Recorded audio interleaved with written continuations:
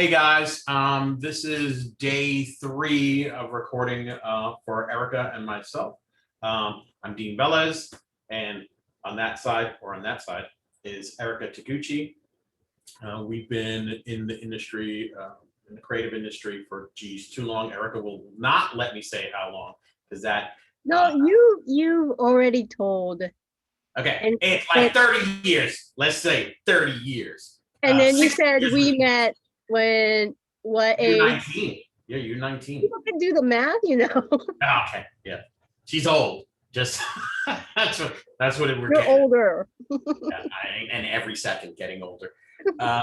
First thing I want to do is make sure that we say thank you to our Patreon patrons.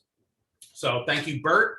Thank you, Sonia. Thank you, Roz. Thank you, Drew. Thank you, Christian. And of course, thank you, Erica. We have relocated all of our social media to Patreon because it's actually a better format and keeping everything in check. It's also, there's no ads, so we don't have to worry about that. We don't have to worry about politics. We don't have to worry about religion. We don't have to worry about memes. It's just a place for creativity, and that's really nice. If you want to chip in and help us out a little bit by being a patron, please do. Most of the stuff that is on the Patreon site right now, it's patreon.com/Dean Velez, is free to view. So go ahead, and even if you're not chipping in some money, just go ahead and view it. There's some really good things that I we think there's talk a about. subscribe button. Oh, so subscribe. Yeah. So subscribe to it. I'm still new to it myself, so also apologies for if I've sent you an email by mistake and then deleted it. That's fine. just didn't figure out the button yet, so sorry about that. But one of the things that we're doing here is Erica and I are working on a board game, and I've created a board game. It was probably in October, and I have been working with Erica my whole career and constantly throw things to her to consult with me. And sometimes Erica asks me to consult with her on the things that she's doing, because it's nice to have a partner in crime, especially in art, to kind of give you some solid grounding. Partner. Get it? For art. Oh, geez. And there might be some real horrible puns coming from Erica, not myself, because I don't like puns. It's low art. It's low hanging fruit. Mm-hmm. So, anyways, we try and talk a little bit about art before we start talking about the game that we're working towards. Erica is consulting with me for the game, so this is actually a real conversation. I get a certain part of the game done, and we talk every morning, and she tells me if she understands it or which way I'm going and what I could do better, and so on and so forth. But today, for our little art topic, I'm going to throw this to Erica and see if she wants to bring something up, and then we'll just kind of play off it and see where that goes. Okay, so I have a question, and I've been hearing other people ask other artists, what would you do if money wasn't a problem? Like if you had $50 million, what is your ultimate goal? Like ultimate. And we're saying if we have this money, we can do anything, or is this anything. We have money, we're doing would you do art? Well, I would still stay in art. I don't think there is any way I would leave it. I had a question posed to me yesterday from a very good friend of mine, Macy, and she asked me, we were waiting on some food from Mexican takeout, and she goes, "Did you ever think you would be here? Like what?" And I said, "In your career," and I said, "There is no other place for me to be." I'm like, the first thing I remember is drawing. The first thing I remember is I was like 10 years old and ready to quit school because probably 4th grade. And it was basically at 4th grade, I was like, well, I'm going to go to Marvel and I'm going to do comic books. Why do I need school? Why do I need to? This is all a waste. This is all of this is a waste of time. I could not draw. So I don't even, it didn't even matter to me. It's like, I could be making comic books. And so I think it would still be centered in art, but it would be centered in things I love.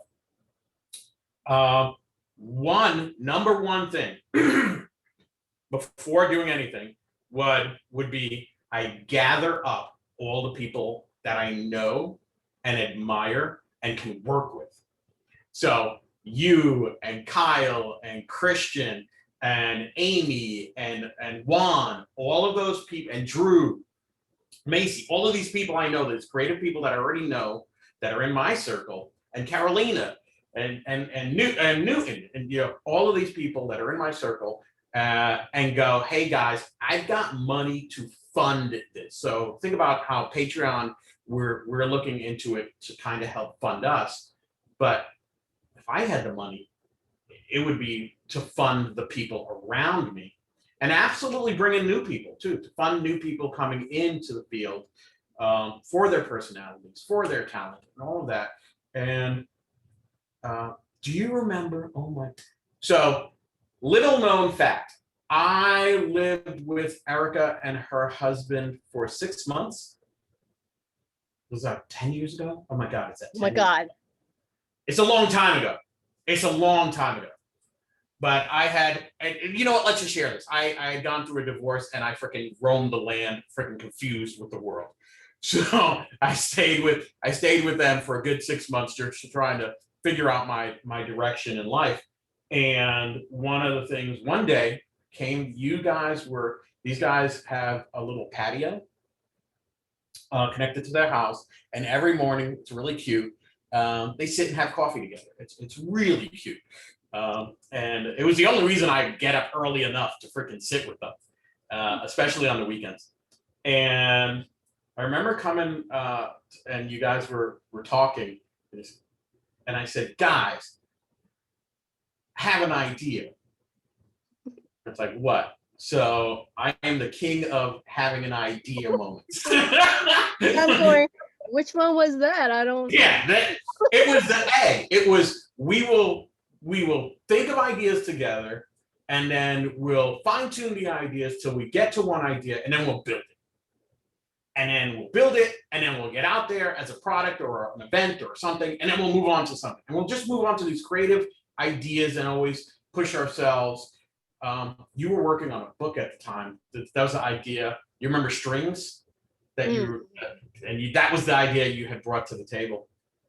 And that still is. It's Gangabad Studios, like when we were kids in college. It has always been just. Studio. You remember?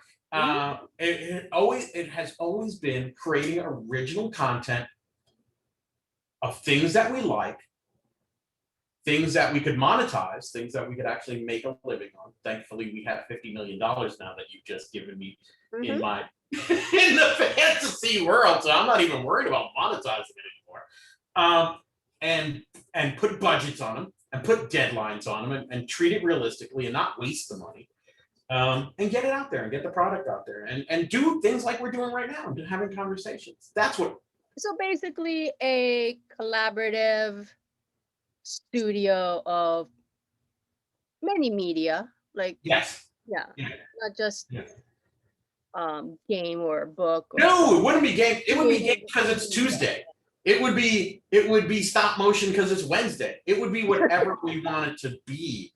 But it would always have a creative angle, and it would be that's your like ultimate dream. Oh God, just to find ideas, and then to form a team around the idea, not to form a team, because a lot of people make this mistake that you're working for me or I'm working for you. It's like, no, that's never the case. The thing that's actually happening in the right way is that we separate the project from ourselves, and then working for the project. Because that's what happens when a movie is made. That's what happens when a great comic book is made. The IP, the intellectual property, is what's the center of it. and Yeah. you just rally around it with the talented people. I I think a think, lot of artists have that dream. Yeah, definitely. Because it's so hard to do any project by yourself. Like even a small project, yes, um, just a book, like a yeah, art book, let's say, with no story, just pictures, is still hard. You still have to like, you know, need help with graphic design and distribution, and there's so many. publishing, Yeah, sales, marketing. printing, there's so many aspects to a creative project that, yeah, I mean, even if you think it's a small project and it's like, oh no, this is Yeah, huge, I need a team, you yeah, know and so yeah, that it would takes be a lot nice to from. have a go-to team, a superhero artist Yes, the super friends maker. of art. Yes, absolutely. That's what it needs. It needs just, Yes, yes. and it needs people with different talents, and that it all doesn't have to mesh. And it's kind of like, how do you figure out how you fit into this super friends of art? Uh, Yeah. it is, and it's funny because there's so much. Artists are such an odd breed, um, because we come into art, and I could be wrong. Maybe this isn't the case now. Maybe this is because of just how long I've been in this industry, or how it was. But you come in alone to this industry, and you fight to be alone with your art, and you are the central point of your art. And as year after year after year goes by, you realize, like you said, you can't get it done. Hmm. Just not enough time in the day. You'd basically have to, one, the 50 million fictitious dollars. You have to have the 50 million fictitious dollars to actually do what you want to do. Um, because even living in your parents' basement or whatever isn't enough. No. There's not enough. You'd have to, yeah, it's a lot of work. And I think, you and I both are guilty of like asking people for help is so Oh hard my God. without the money attached to it. Yeah, Like it's it's like so hard. so It's hard. so, I know it's very hard for you. I know. so hard. Um, It breaks me. It breaks me. yeah. I mean, I remember like we were talking about this Patreon and you're like, I don't want to take people's money. I'm not giving them anything. It's like that's not the point. Yeah. Yeah, I it's know. like we got to work 10 times as hard to make it worth it for them, because we Yeah. can't just have them. Like, this fine for Facebook. We're giving stuff out, and I don't feel bad. I said, but the second you ask for a dime, I don't Yeah. care how much it is. If it's $5, you're getting $100 worth of what I Yeah, can. the mentality shifts. Like it's like, oh, Yes, I'm asking for yes, money is very, very different. And also like asking for help, like maybe it's not money, but it's a task that's, yeah. you know, um that it's hard to ask for help that way. So I wonder if there is a company or a studio that is like that, like a collaborative studio out Well, there. we had it for a little while. I mean, Yeah. the studio that I was partnered up with, we had it for a little while, but it is really hard. It is Yeah. really hard, because I think the mental So I state that, think you need the seed money, the 50 yeah, million. yeah. Well, I need, well, 50 million, but I think the mental state of people. I'll tell you the first thing that breaks everything: the word work. Everybody sees it in a different way. Yeah. And that in a creative process, the word work is really weird. It's just freaking weird, because like, maybe not the opposite of work would be like to put the word art. And what you think of as art and what you think of as work, like, we've been doing this so long that it's seamless. It's seamless. Work and art is the same thing. Yeah. But with a lot of emerging artists, I think that they see art as first in line. Yeah. And so they don't understand that how much work has to go in, or that we have to monetize. I hate that freaking word, but it is true. Every pencil stroke, every paint stroke, every time you clickety clack on the keyboard, you better be freaking thinking monetization, Yeah. because you're not gonna make it. You're not gonna make it if you're not thinking monetization. And that doesn't mean that your work has to be paid for right then and there. Sometimes it's the long con. Oh my God. I love and I brought this up, I think, in one of our conversations, is when you switched over to doing gallery work. Hold on, I'm going to cough for a second. Excuse me, sorry. That you said you're going to take 2 years. You said it out loud. You said, I am going to practice for 2 years before I do one piece that actually is seen. Most people can't even understand that concept, because you didn't say I'm going to dilly-dally for 2 years. You said I'm going to bust my ass for basically free work for myself, for my portfolio. But when that 2 years is up, I'm coming out swinging, because I'll have built a portfolio, and I'll do the work, and I'll take the time, and I'll get better and better. And you, oh my God, did you? And you get better and better. And that is work. That was not art. That was you nose and grinds on. That was work. Yeah. And I think that concept is not really discussed enough when we're talking about art.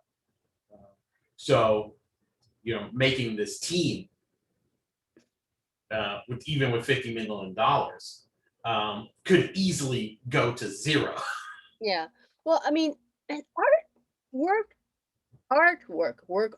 Yes, is a strange concept, right? Because absolutely. art can, when you think about art, it's like it's something coming, like how they define, how a lot of people define it is like something from within you, right? So it's personal, right? Yes, But it's very. not. Oh, it's not. Sometimes you gotta like, it's not personal. It is work, Yeah. Yeah. and I know a lot of artists have problem separating themselves from it. And we talked about it. I think that's, there's commercial art where you're not you're doing stuff for other people. Sometimes Yes, you have to do that for yourself, oh and my God, yes.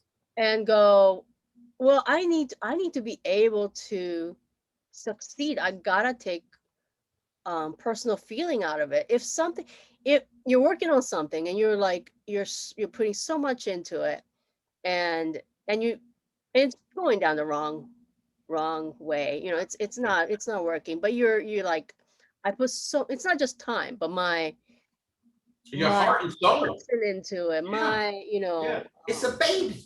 yeah, Absolutely. to cut it loose. It's so hard to, and or change it completely to something, pivot into something else, because, oh man, it's like, yeah, babe, it's like my baby. I've Yeah. been nurturing it, and Yes.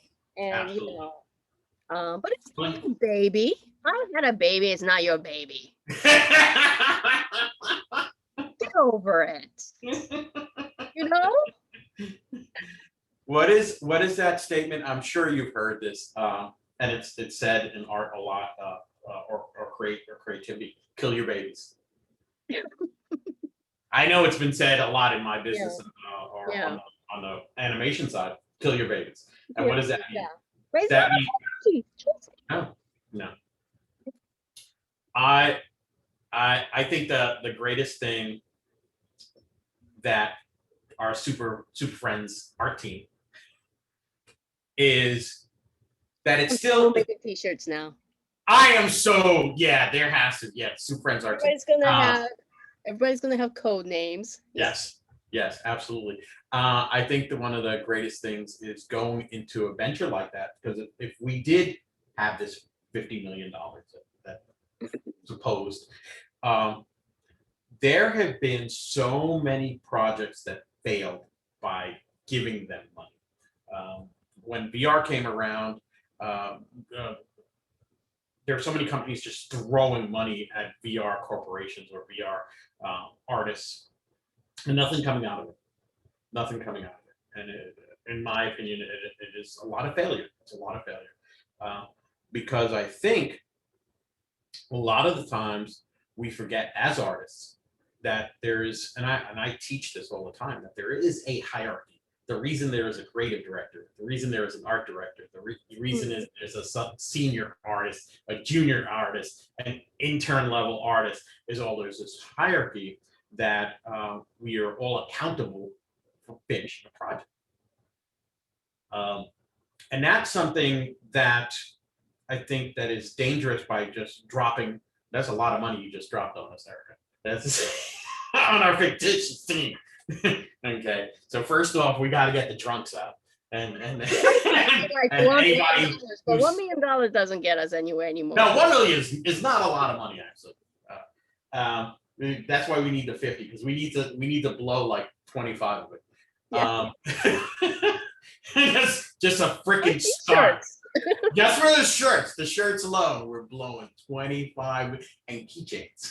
We're gonna get stickers, and yes, we're getting a van, and we're painting it with Wizard and a dragon. with the whole thing. With the whole thing, we're gonna get a whole Frazetta look.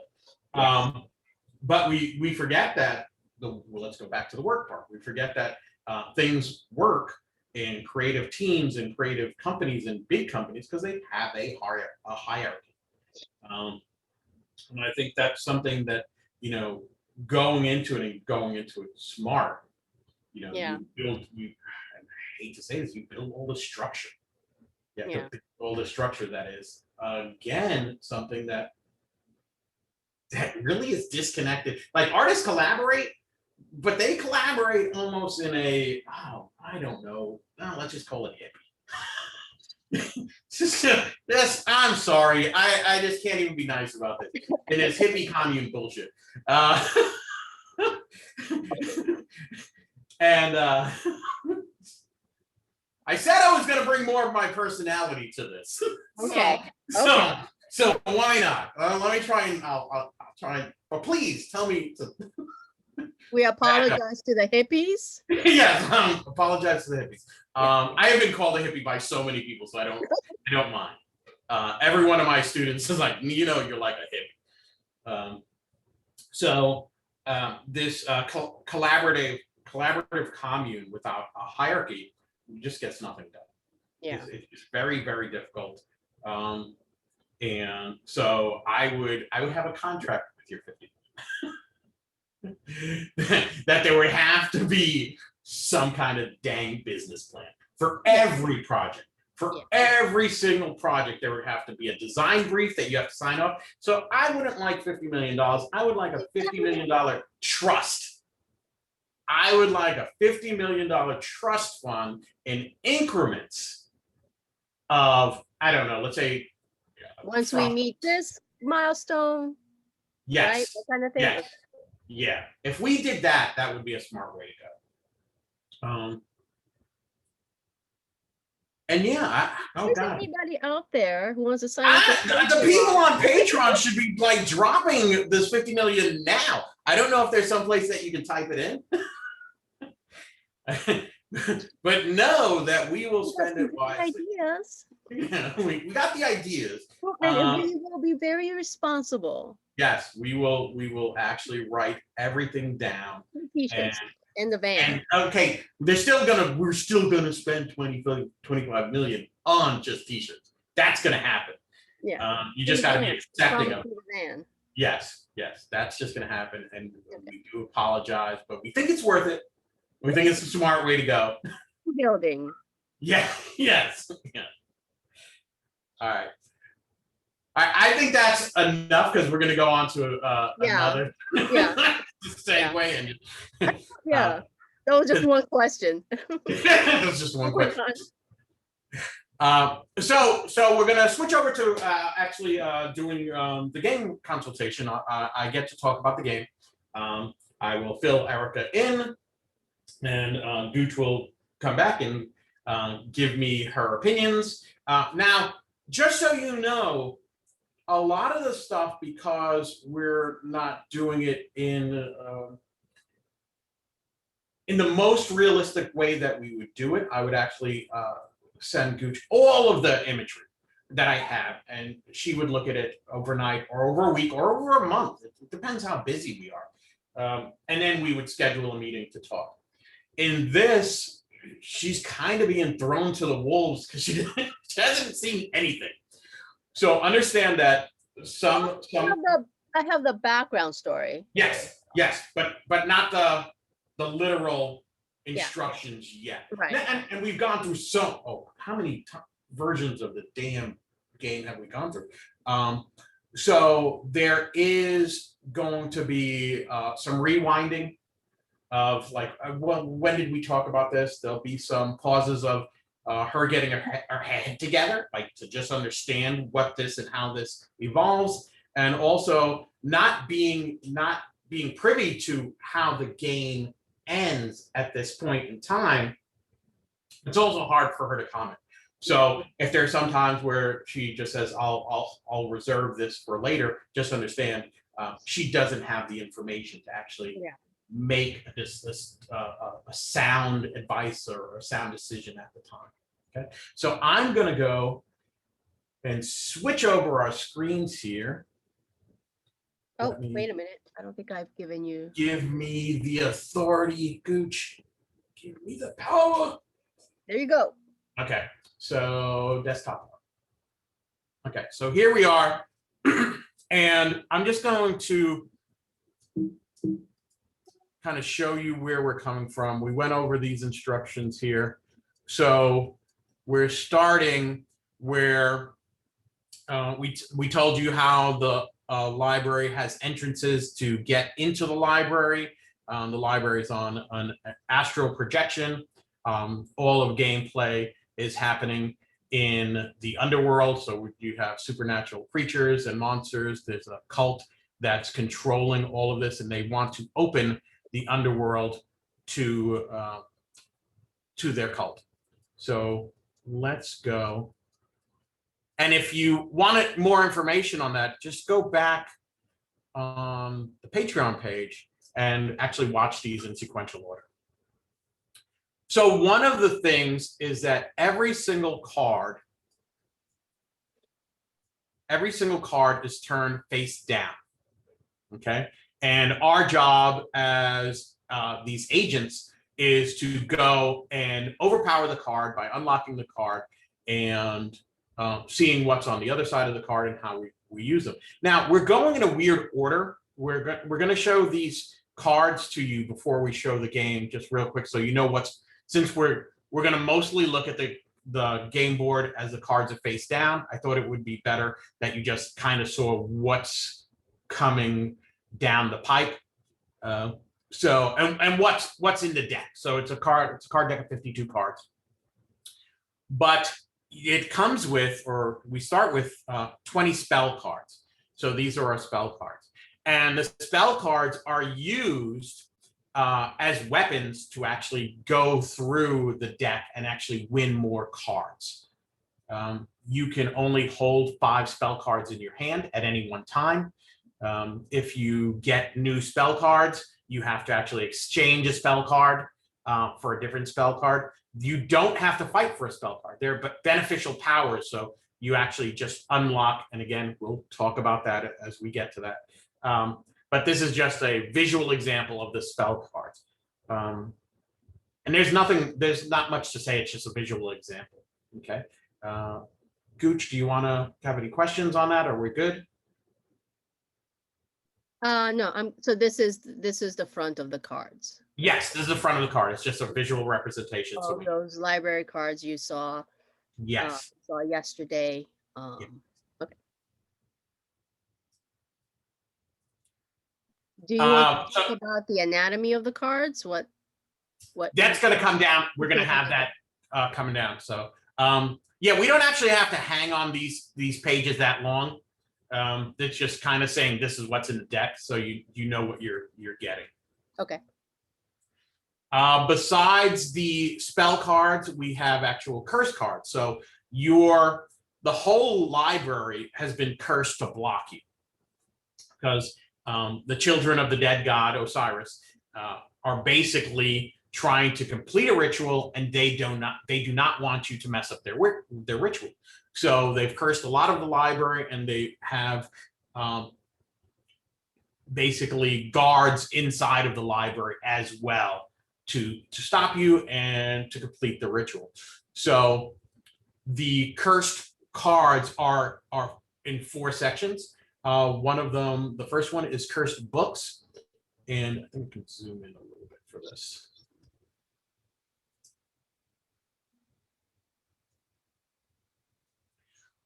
So the cursed books is the now in the library, of course, there would be several cursed books. There'd be hundreds of cursed books, if not thousands of cursed books. But we're going to represent this with just 4 that you need to find. And what the cursed books do is they actually add power to the spells. So you combine the cursed book with the spell, excuse me, and you can use it as a weapon. And the way the cards are, in like any spell, they have to be won in a certain order. And there will be anatomy of the card that'll explain that a lot better than this. But so this has 4 cursed books, 4 possessed teachers, 4 blocked exits, and 4 trapped students. Okay, so how this works insofar as the story, the books have been cursed, and you're going to siphon off the power from them. The teachers have been possessed and actually work as basically the handymen or the handywomen or workers for the cult to do certain things, to curse new things, to make sure that the agents aren't there, to make sure the students are where they are, to make sure the blocked exits are remain blocked. So they are worker bees or drones of the underworld. The blocked exit represents the 4 entrances that once you come into the library, you don't go out of the library without accumulating spells and curses. So they represent the blocked exits. And you'll need one of each of these cards to actually move further and further down into the library. The trapped students, so the library is actually in a university. So a lot of the people that work as supernatural agents for the children of the dead god are actually taken from the students. They're actually kidnapped from the school side of it, so the university side. And the trapped students are actually used as energy, as to be siphoned off of energy to power the opening of the underworld. Okay, so you basically, by taking or winning one of these cards, you're weakening the children's hold on the astral plane and their connection to the key to the Dewat, which is the key to the underworld.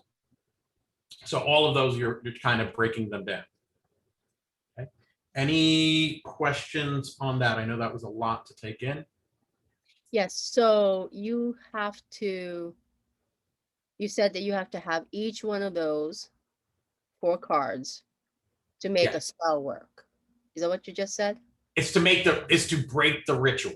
Oh, break the ritual. Okay, we Yes. haven't gone to the ritual yet. Okay. Yeah, so by breaking the ritual is inside the library. There's an artifact. I'll go back here to show it visually. A ritual of opening up the... Yes. So to open up this ritual, you need to break the connections to it. And breaking those connections is collecting these cards. Okay.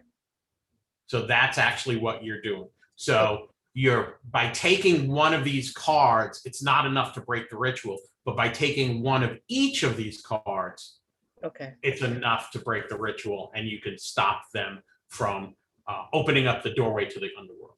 Okay, and then what are the spell cards for? The spell cards are used to overpower the cursed cards. Okay, got it. Okay? Okay, So think of the spell cards as good as a good weapon. got So it. here's a bad barrier and a good weapon to break past that barrier. And as Okay. I like to think of it. So the research I did on magic is magic works on energies, positive and negative energies of emotions, and that dark magic. The reason why dark magic is so much stronger is it's just a stronger energy. So that's why curses are stronger than spells. So you get more spells in your hand than curses. You don't need the curses as much. So every time you take a curse out of the library, you're just siphoning off energy and making them weaker. The children of the dead god, you're making them weaker. Good. Okay. Can I ask Yes. questions before we go further? Questions from the previous Yeah, please. sections that I came up with after yesterday. Like I had Okay. one Yeah. of them is actually it's only one question because I think the other one you answered. This game is 1 to 4, no, I'm sorry, 2 to 4 players, right? Because you can't have Correct. one. 2 to 4 players, right? So Yeah. if you get this dossier for 4 agents, Yes. if you only have 3 people to play, is it still going to work? Yes, because the cards that you get from the dossier will be, of course, the special abilities for what you are. Mhm. You don't really need them to play. They're just added bonuses. Okay. It's just extra bonuses. The Agent Geist card, who gives you that really good special ability, is always there. It's just one card, Right. and he was never meant to be for everyone. Okay. So this will be like this is the first agent with a spell, and all curses may take possession of Agent Geist. So what that means is it doesn't mean the spades takes it or the hearts takes it or the diamonds or the clubs. It means the first agent.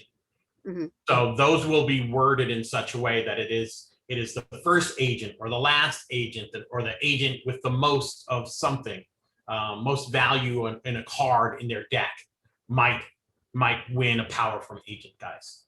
So if you are 2-player Yes. and you group, and I guess not a group, 2-player situation, and you get the pack of the dossier pack, Yeah. you could play 2 games because you can with the first game you can pick the 2, and then next Yeah. game you could like Yeah, absolutely. Okay. Absolutely. You can pick, yeah, absolutely. For that Now, that month or that whatever for that pack. well, the cool thing is you could even disregard the dossier and just do gameplay. Yeah, that was my next Yeah, question. you could Play without. yes. So that's why we did the game mechanics first. We Mhm. did the game mechanics without story so the game could just be played. Okay. So by saying that, you're basically minusing this page, and this page. They disappear. They're not needed. This was just an added addition to have story in it. Like my suggestion would be to play the first time with these 3 cards or 3 sections involved, and then the next time just play. Okay.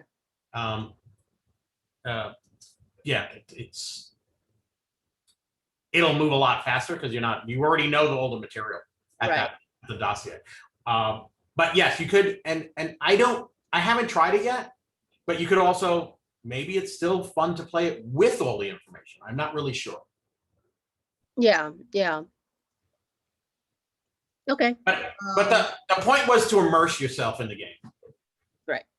We took an attitude of, imagine if you played any Marvel game, or right, that they would never have to tell you a story because you're already bought in. Let's do Batman. I love using Batman as always as an example. If you got a Batman game, you would already know everything about Batman. So you don't need to be immersed in it. You don't need to be sold into it. Since we're introducing a game that doesn't have a book connected to it, that doesn't have a movie or a TV show or a cartoon connected to it, I felt that, I would like to feel that same kind of feeling like when I'm involved in a game like Batman, that I know the characters and I know their motivations outside of the gameplay. I know their motivations because it's a better buy. And I think it's kind of cool that like you can take that out and make up your own. Oh yeah. That you can like not store that whole dossier and just play the game. Yes. Yes. And do whatever you want to be. That's absolutely. Okay. Let's continue. I think we have maybe 10 more minutes. Okay. So the major curses or the major the reasons why the ritual is actually happening is that there's a lead wizard or a lead sorceress, and they are basically hiding in this library as the headmistress of the library, the headmaster of the library. Of the university. Of the university. And they're hiding out in disguise, but they are there and they are the reason why this is all happening. They're the ones who pull the final switch. So they are the last card that you have to find. And they are also one of the strongest cursed cards. So there's a you have to have 5 cards, 5 of the each of the one of each 5 cards. Yeah. You have to have one of each cursed card. So you have to have 1 spell card to hold a whole mess together. Okay. And then you have to drain the supernatural powers. You have to have 1 of each of these cursed cards. So the cursed book, the possessed teacher, the blocked exit, the trapped student. This drains the actual powers, but it's draining the powers of the headmasters. Because the headmasters feed off of that power to actually do what they need to do. Okay. So by weakening them, you get to weaken the headmaster. But know that the headmaster has a specific curse that will come into play, and we'll discuss it later on. But they have a specific curse that is an ultimate FU to the agents. Okay. I think here's a good place to stop. So let's just talk about this, and we'll pick up the paranormal toolkit tomorrow. Okay. So this just gives us an overview of just one way that the library can be built. So when the cards are actually distributed, there's a couple of things that I would request from the players. If it's 2 players, the deck gets split in half and the 2 players get half the deck. If there's 4 players, the deck gets split in 4 and each player gets their own little deck. You place the north, south, and east, south, east, and west entrances down first. This should be played at a square table, not a round table. You put these cards down first. And then you put the center chamber card. So this is where the portal is. This is the portal to the underworld. This is somewhere in the library. And you build the library maze around them.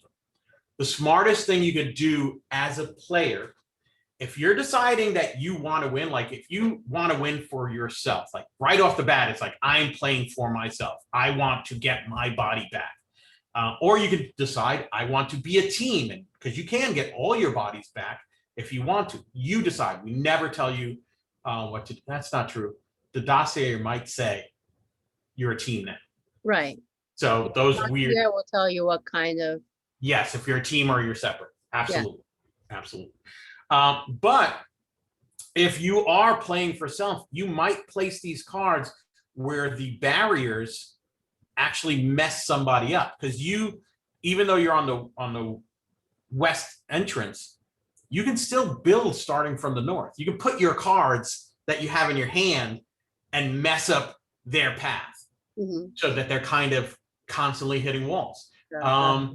Or you can make it real easy for So you yourself. can make a straight line, like Yes. for yourself, and then block other people. Yes. Oh. So yeah, so here's a perfect example. West to central ground, right? 1, 2, 3, 4, like a straight line there. That doesn't mean those cards are going to be the cards you need, but it is a straight line there. It does mean that it's a straight line to get out. And you have to end this by getting to an entrance. So this is an easy one. But if we look at the north entrance, I mean, this is a winding road that actually doesn't get. Oh, yeah. Yeah, so this one is actually stuck and blocked off.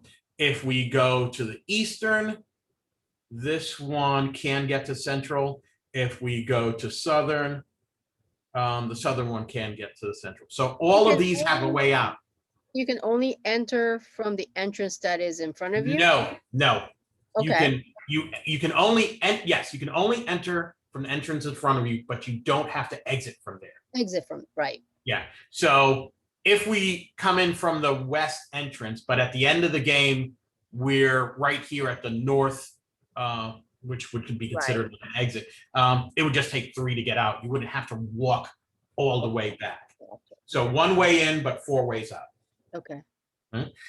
Things that you need to know is, again, these are looking at the bookshelves from a bird's eye view.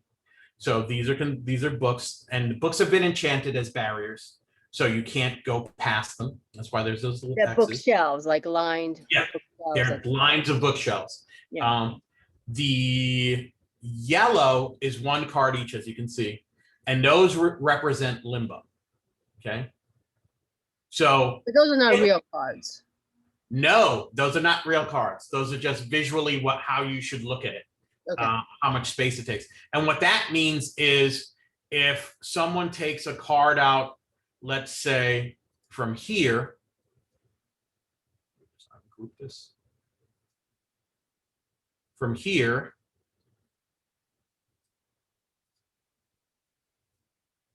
hope you're in limbo. Right. So that any empty space is limbo. Is limbo. Okay. And you're going to need a paranormal toolkit card to get past limbo. Okay. So you won't be able to get past. I'll go over tomorrow. Yes.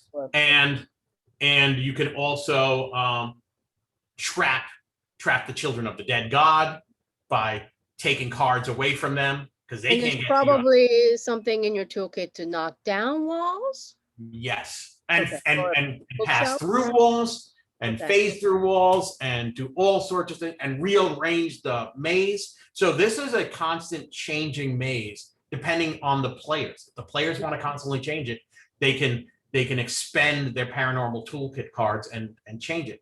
Also, this game is always different because of how you lay out your maze. There's never gonna be one maze that we all agree with. Right. So yeah, try ones that are spirals and see how that works. Or try one that's just a vertical line and see how that works. And then I don't know if we want to get into the gameplay yet. No, well, let's wait on that. No. So just for folks who tune in tomorrow, tomorrow we're going to go over our paranormal toolkit and our abilities. And then we'll get into gameplay, which is making the first move. So by tomorrow, we'll actually be in the game. Okay? Actually, if you want, we might be able to get through the toolkit and then start gameplay tomorrow. Yeah. Okay, I think we have time. Go ahead. Oh, you want to keep going? Yeah, let's just finish this part. Let's finish up the paranormal and then end, and we can start tomorrow on the gameplay. Yeah. Okay. Yeah. So the paranormal toolkit, every agent comes with 20 abilities or 20 powers. Okay. And they're used in a very specific way. When it's your turn, you have an option of picking a card that actually works for you, works for whatever you're doing, and you can immediately use it if you want to, before you even make a decision of where you want to move or how you want to move, or if you want to unlock something, or if you want to battle a card, you can immediately use it. You can use it anytime during your move, right? You can use it also to finish your moves. So you've opened a card, you've battled a card, and now you're going to use the paranormal toolkit. It's also when anybody challenges you. So you can use it for protection, because the other agents, they might not be your friend. They have their objective to save their body. So there's a lot of times they will try and it depends on the player, because you're not told to do that, but it's how you play a game. So if you want to undermine something, somebody might have won a card that you need, and you just need to get that card. So we have a list of what those cards and how they would be used, and I can kind of tell you how you would use them. Allegiance is you're using a player to answer trivia. So there was a big thing of like, we didn't get into the trivia part of it yet, but we're not okay. The unlocking. Yeah, so that's in the gameplay. So after the first move, we'll go into the gameplay. Okay. So you can have somebody answer trivia for you, answer a question for you, and you answer questions to unlock cards. And again, we'll talk about that more. You can steal any card you want. Now, you can only use these cards once, though. So you got to be really strategic about when do I want to steal, because let me tell you, some of these cards are really good in the beginning, and some of these cards, if you use them too soon, you're going to be a lot of trouble when at the end. Okay. Right. So appropriate, you can take any card. You can take a paranormal toolkit card. You can take a curse card or a spell card. Black salt is great to stop any curse that's presented to you. Blocking just stops another player from making a move, or any card, anything that's happening, you can stop what's happening by blocking. If you want to take a card, you can actually duel the other person for the card, which is basically rolling the dice, and it's not rolling the dice, I'm sorry. It's answering a question. You duel by answering questions. Double down is you can double every point that comes with your card. So double your roll, double your card value, and that should say card value right here. I'm just gonna fix it real quick.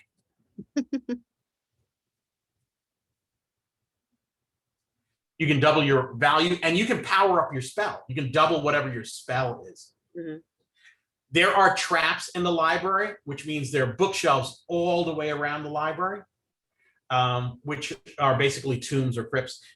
This will let you escape a library crypt, a librarian crypt. And that means if you get trapped in one of these tombs, these crypts, these librarians, you have to roll really high to get out of it. So you could be missing a lot of turns as you're trying to get out of it. So hold on to the librarian card until you get stuck into one of those places. Morph lets you actually take 4 cards and move the library around. Be smart about this. Either use it as a path to get out, or use it as a path to block a creature or block another agent. The Ring of Salt, which I would say, just a helpful hint, hold on to that card, because the Ring of Salt basically immobilizes a child of the dead, or the Dewap manifestation, the monster. The only thing is it immobilizes it once, and you got to keep rolling an even number to keep it immobilized. So you're holding it in place. If you're good and you keep rolling, you can hold it in place for a long time. But as soon as you roll an odd, it's free. And you burned out the Ring of Salt. Remember, these are one-time cards. Sprint lets you roll a dice and run through the library. So let's say if you roll a 20, you can actually do 20 moves. Sprint also lets you phase through everything. So if you sprint, you're phasing through the bookshelves, you're phasing through limbo, you're phasing through monsters, you're phasing through the cult. Try again. It's very straightforward. You just get to try whatever your maneuver is. Whatever maneuver that failed, you get to try it again. Unlocking means you can unlock a question. You don't even have to worry about answering it. Pass, let's say you have a curse on you. You can pass the curse to somebody else. Phase means you can walk through anything. Repair is like morph, except all of the gaps. So remember, you're collecting cards as you're going through the library. You're winning cards and you're putting them in. Leaving limbo. Yeah, so there's limbo everywhere. Yeah. And if it's just 4 players, you really break at that maze fast. Right. So by having a repair lets you fix the whole library. Okay. If for some reason, and this does happen, that a player falls in limbo, the only way for a player to get out of limbo is through a morph card or a repair card. And you can use that to actually put anyone who's in limbo back to their entrance, their nearest entrance. Swap, great card. You just swap all of your cards with somebody else. And that you really have to think about when you use it. Mm-hmm. You have to time it correctly, because if you have a swap and if I had a swap and took your cards and you had a swap, we could just take the cards back, and we just burned out 2 swaps. Right, because every player has the same cards. Yes. Same toolkit. Yes, absolutely. No one gets a special toolkit. And Spellbinder is you can combine as many spells in your hand. Now, you can only have 5, but you can combine as many spells as you have in your hand, their values, so you can have a higher value for battle. So all of them come in at sooner or later in some really interesting ways. I've seen people who can't answer one question on the trivia win because they've built their strategy around the paranormal toolkit. The paranormal toolkit is the most powerful thing in the game.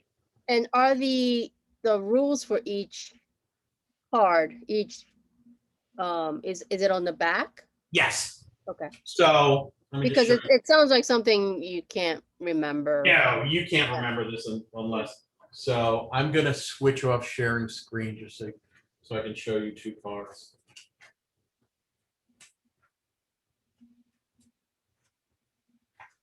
Okay.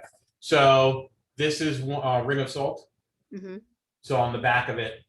Okay, tells you what you can do with it. Yeah, it just tells you what it does.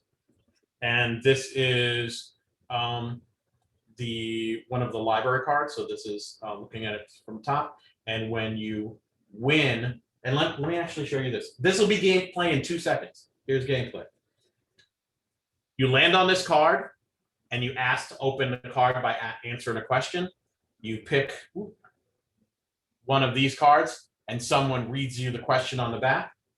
If you get it right, you move forward. If you get it wrong, you get a evil eye token. If you get it right, you actually get to turn the card over and do whatever the card does. And that's as simple as what gameplay is. And you just keep doing that over and over again. Okay. Okay, I guess it's a story / gameplay. Okay, shoot, go ahead. So you mentioned that you could either play against each other or collaborate. Yes. And that could be determined by whatever's in the dossier. Yes. Or just Or if you're not using the dossier, just decide on your own what you want. Use his choice. So is it when you get the dossier, do you decide like, all right, we're playing as a collaborative team of agents, like before the game, or do you like? You decide. So the thing that dossier tells you if you're going to be collaborative, is everybody collaborative, or is there one bad apple?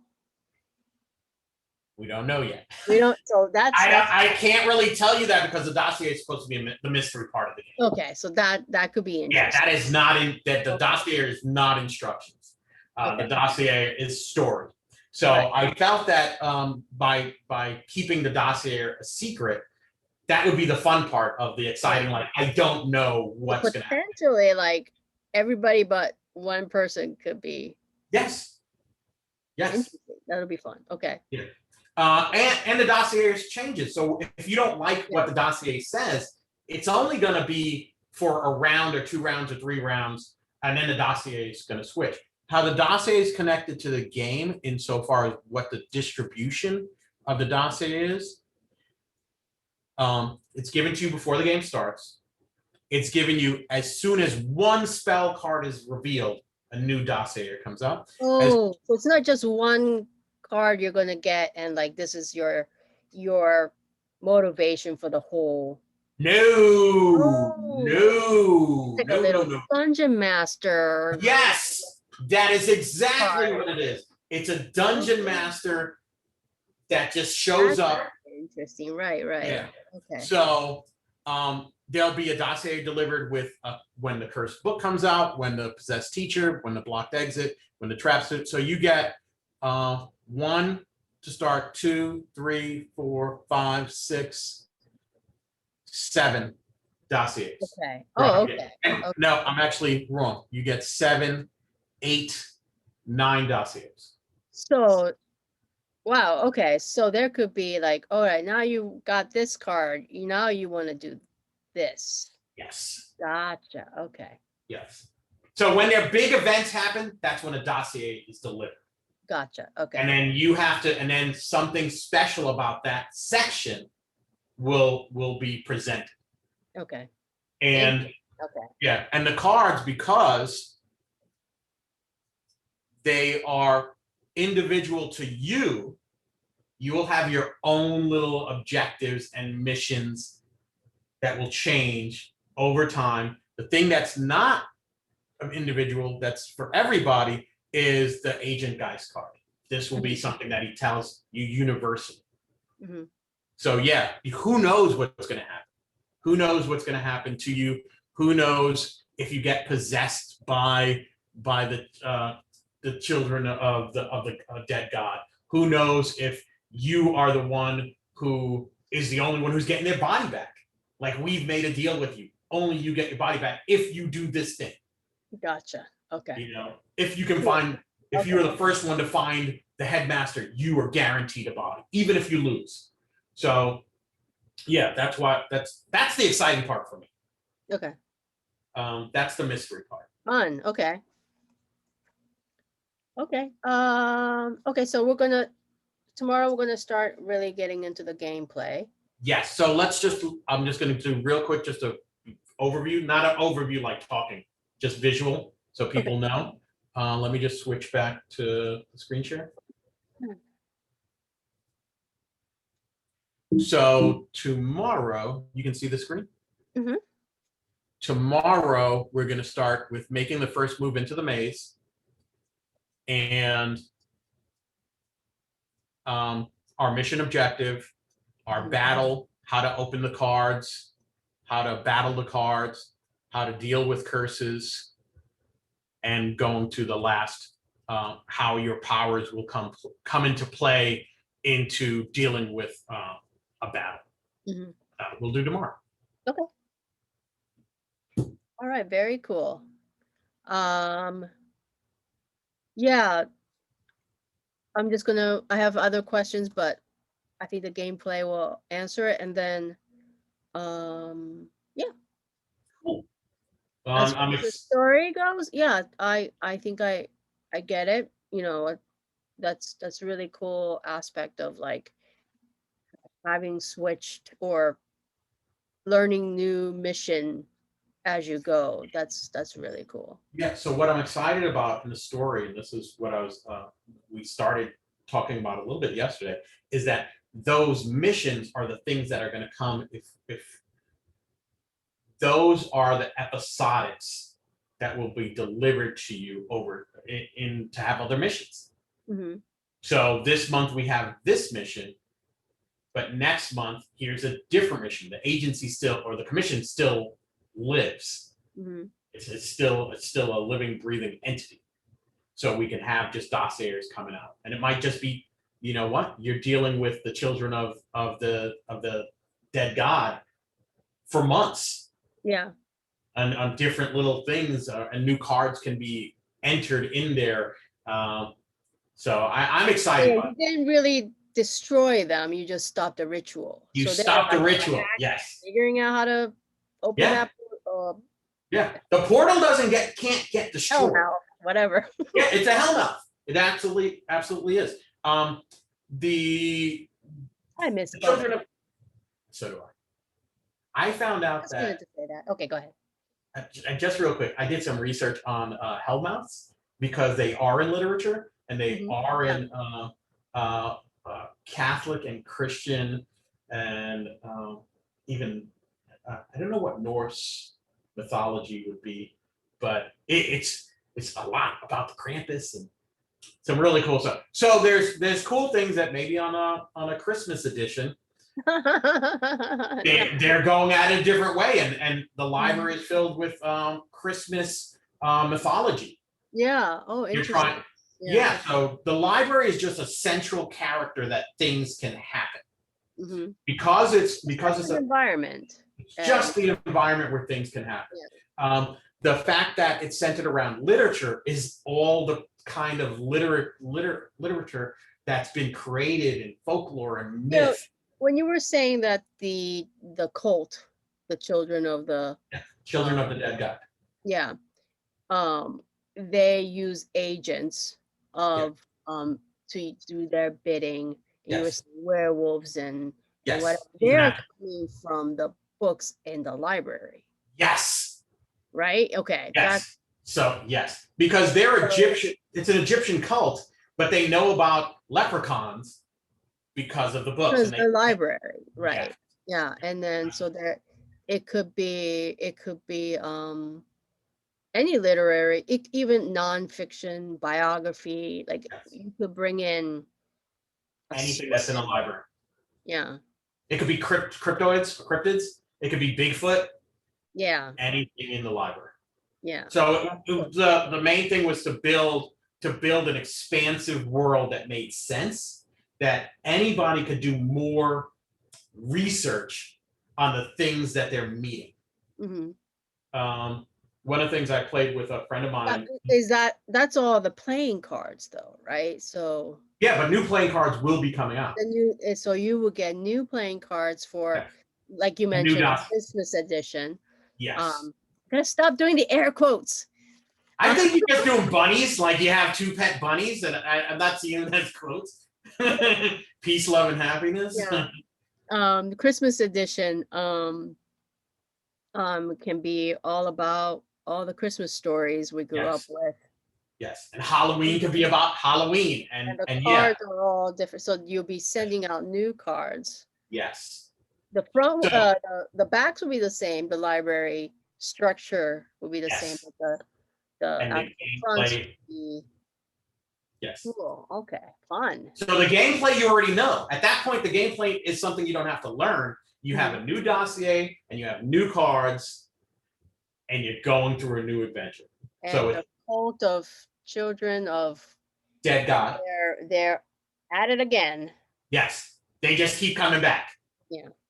Yeah, because they're not going to let the the the artifact can't be destroyed. It can be taken. So if Cast gets it, Cast has the artifact. But the next episode could be, okay, they got it back from Cast. It's as simple as that. They have to be here and they're back in the library or they're back at it. I don't even know if Now, you're gonna.